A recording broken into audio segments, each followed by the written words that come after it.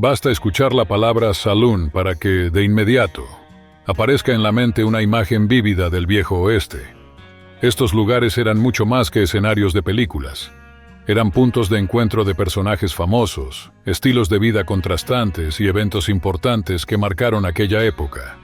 Sin embargo, la realidad suele perderse entre las versiones romantizadas que Hollywood hizo populares. Lejos de ser sitios llenos de violencia constante, en los saloons rara vez había derramamiento de sangre.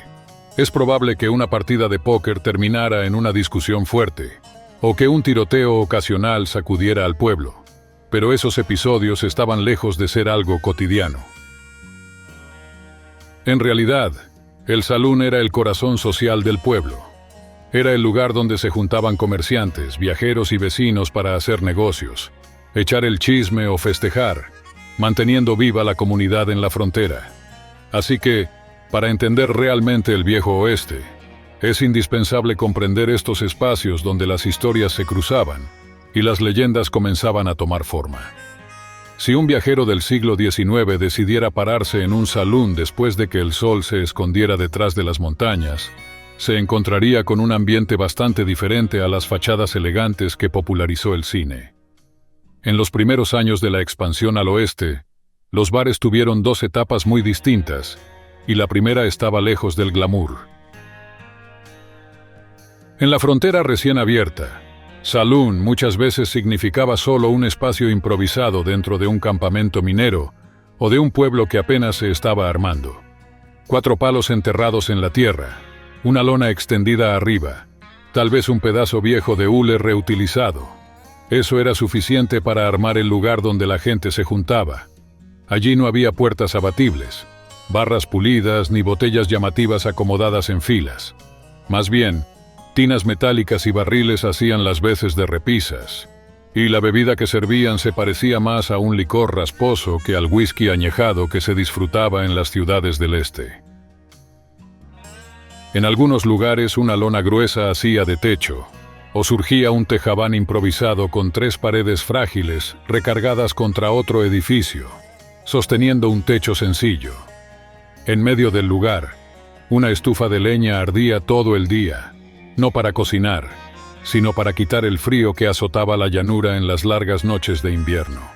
Alrededor, mesas hechas a la carrera, a veces solo una tabla encima de un tronco, juntaban a mineros, vaqueros y forasteros dispuestos a intercambiar historias mientras jugaban una mano de cartas y tomaban un trago fuerte que les quemaba la garganta.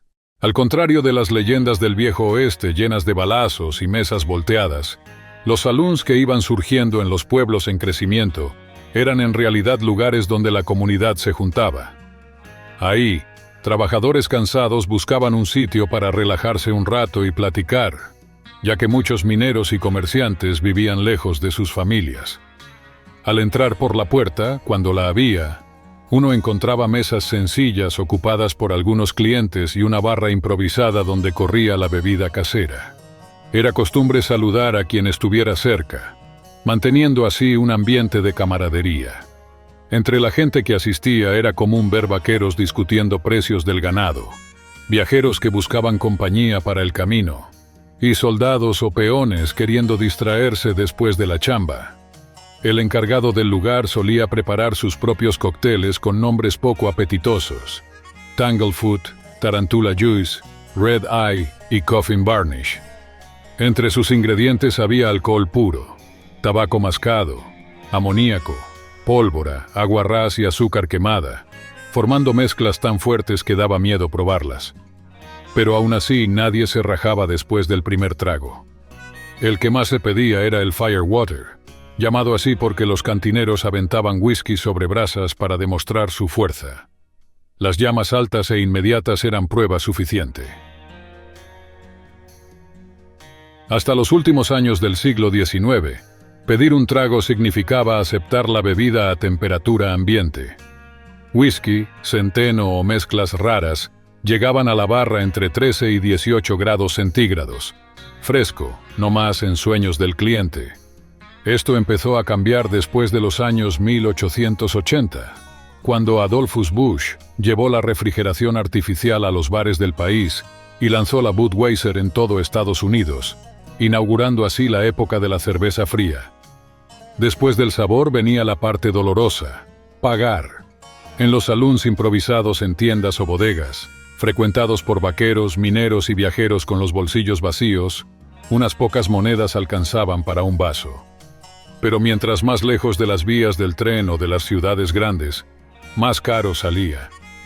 En el territorio del Yukon, un shot costaba hasta 50 centavos, mientras que en lugares más poblados como Colorado o Kansas, salía en unos 25 centavos, lo mismo que 2 vasos de cerveza tibia. Esta lógica de mercado empezó desde el primer salón conocido, el Brown's Hall, abierto en 1822 justo donde ahora coinciden Wyoming, Colorado y Utah, y definió lo que costaba cada trago en el viejo oeste.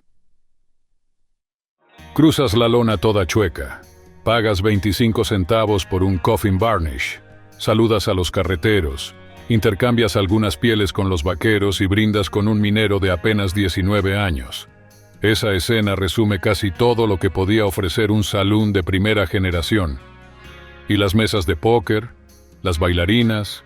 ¿Los tragos elegantes? Esos todavía venían en camino. Cuando la gente empezó a cruzar el Mississippi en bola y surgieron nuevas industrias, los saloons tuvieron que ponerse las pilas. Los dueños más listos pronto se dieron cuenta de que la lana grande estaba en ofrecer experiencias mejores.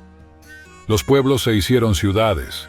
Las vías del tren cortaron el paisaje y con la llegada del ferrocarril, esos bares dejaron de ser carpas temporales que desaparecían junto con los campamentos mineros.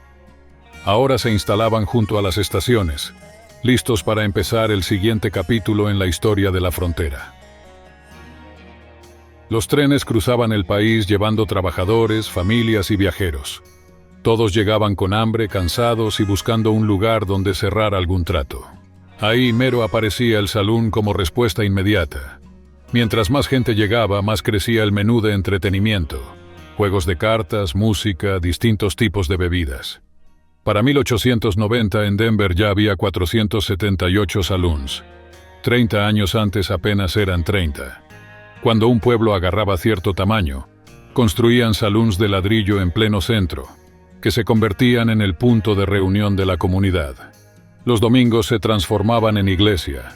En época electoral servían como casilla de votación. Otros días recibían al consejo local o ferias de empleo. Algunos incluso iban más lejos y ofrecían cuartos para dormir o espacio para comerciar, sirviendo como comodín para cualquier necesidad del pueblo. En varias partes del territorio empezaron a surgir saloons dirigidos a públicos específicos. La mayoría recibía clientes de distintas clases sociales, aunque también había lugares segregados. En Texas, por ejemplo, existían saloons separados por color, algo que se veía menos mientras más te acercabas hacia el oeste. En cuanto haces sonar las espuelas en la entrada de tu salón favorito, notas que el viejo galerón de piso de tierra ya quedó atrás. Bajo las botas crujen tablas bien puestas, y por donde voltees, hay detalles que demuestran atención al lugar. En las planicies, sillas de montar y riendas adornan las paredes. En las rocallosas, lucen cuernos de venado y pieles de oso.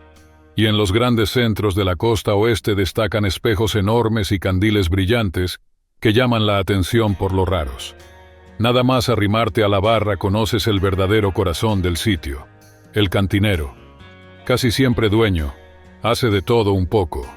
Sirve tragos, mantiene una escopeta a la mano, escoge la música, le hace de cocinero cuando se ocupa y todavía se encarga de limpiar. Algunos, bien famosos por sus habilidades, recorren el país dando clases como profesores de cantina. La profesión se puso de moda. Para 1900, ya había unos 50,000 bartenders en Estados Unidos, y la competencia subió bastante el nivel de las bebidas. Atrás quedaron las mezclas bruscas con pólvora. Ahora se sirven licores finos, cócteles preparados con esmero y por fin cerveza fría y pasteurizada. Con tu vaso en la mano buscarías un banco, pero no encontrarías ninguno. La costumbre es poner el pie sobre una barra metálica pegada al suelo y recargarse en la barra. Si quieres sentarte, te toca pelear por una mesa. Al echarse el último trago, muchos usan el trapo que está amarrado en la madera para quitarse la espuma del bigote. Todavía no se acostumbran las servilletas, y la higiene se maneja de otro modo. Vaso vacío, y ahora la curiosidad decide qué sigue. Descubrir qué más esconde el salón. Algunos lugares mantienen violines y banjos sonando hasta la madrugada. Otros atraen grupos ambulantes que pelean por cada centímetro de la barra. Pero lo que realmente jala a la gente son las mujeres que convierten el servicio en espectáculo. Entre charolas y pasos ensayados, se ganan propinas por el show público y cantidades mayores lejos de los ojos curiosos. Para quien busca otro tipo de emoción, basta con acercarse al relajo alrededor de las mesas de apuestas. Ahí se mezclan sin broncas negocios, política y faroles. Domina el faro. 13 cartas del mismo palo alineadas. El banquero destapa 2. La primera barre todas las fichas de ese valor. La segunda duplica la suerte de los que atinaron. Reglas rápidas. Lugar para un montón de gente y una energía que atrapa a cualquiera que pase cerca. El póker, el monte y más tarde, la ruleta completan la escena. Si logras salir con algo de ganancia, el siguiente reto es cruzar la puerta sin despertar la furia de los reformistas que se instalan en la banqueta. Ligas contra el alcohol y predicadores enojados ven pecado en cada trago, ficha y sonrisa comprada. Un fervor que llega a su punto máximo entre finales del siglo XIX y principios del XX. La Anti-Saloon League arma protestas. Señoras con hachitas destruyen barras enteras, preparando el terreno para la futura ley seca. Aún así, casi todas las noches terminan igual, contigo, tambaleándote rumbo al hotel o al campamento, esperando que la salida del sol ayude a olvidar el agujero que quedó en tu bolsillo. Los saloons no eran simples cantinas, eran como el mero corazón de los pueblos fronterizos. Ahí viajeros y lugareños se sentaban juntos para hacer negocios, festejar y, sobre todo, echarse unas buenas pláticas, algunas bien reales, otras más exageradas por la emoción del momento. No por nada Hollywood pintó esos lugares con colores tan vivos. El mismo viejo oeste siempre estuvo lleno de exageraciones. Entre partidas de póker y tragos de whisky, bastaba un brindis para que cada mesa se convirtiera en escenario de historias que mezclaban hechos con leyendas, manteniendo viva la llama de la aventura.